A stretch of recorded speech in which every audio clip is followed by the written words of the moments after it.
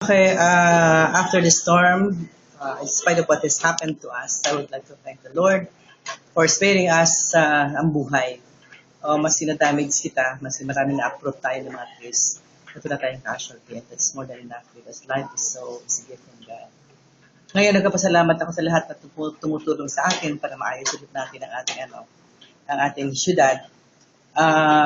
Lahat po ng you could already see kung ano ang role ng ginawa ng Sorsogon City Disaster Reduction Management Office with all the rescue team na talagang they also risk their lives para sa kapakanan ng ating mga konstituente. We have to continue praying God na hindi tayo talaga matanyusan ng mga ganitong kalamidad. At as I always say that we cannot control disasters and calamities, but we can save lives of people. This is the most important. So sa mga constituent ng Sorsogon, pasalamat din po kami at naging maingat din po kayo na pagsabi namin na mag-evacuate na kayo. I-evacuate ito. So yun ho lang kung kailangan na talagang ang buhay ay ganyan. No? We cannot understand there's ups and downs, there's calamities, may kagayunan, may kagandahan. Pero ang pinaka-importante po is tayo ba guys, very resilient tayo na Pilipino.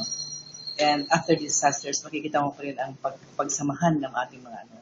And nakita natin ang walang agawan ng pagbigay natin ng ating mga relief goods and then sa ating mga tulong sa ating mga barangay. Ang importante lang po na dapat ang mga talagang nangaipo, ayan ho ang bibigyan, hindi ho yung mga nakilala natin. Dapat yung mga nakita natin na nadanyusan, yun ho ang natin sasagipin sa pagbubuhay. And I'm hoping that the national government and other international or national agencies will come in to help. Kasi dapat may premyo tayo, no? Kasi wala tayong casualty. Ibig sabihin, preparado tayo sa pag-abot ng ano.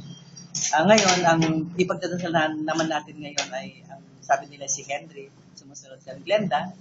But again, I firmly believe that with sincere prayers sa mahal ng kagagurangan, baka pwedeng i-avert ang typhoon na darating na naman sa atin. Kasi as predicted, 3 typhoon pa darating sa Pilipinas.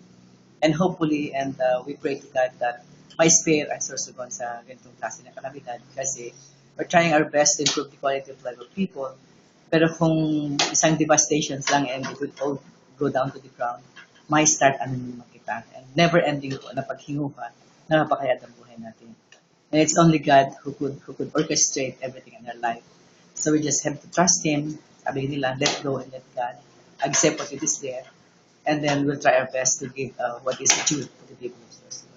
Salamat tunon sa inyo gabos. Patuloy natin pagandahin, patuloy natin makisama, patuloy natin ang disiplina, ang pinaka-importante na disiplina, ipatuloy natin ang camaraderie, ipatuloy po natin ang volunteerism, ipatuloy natin ang kaayadan ng ating pag-uugali kasi we are characters.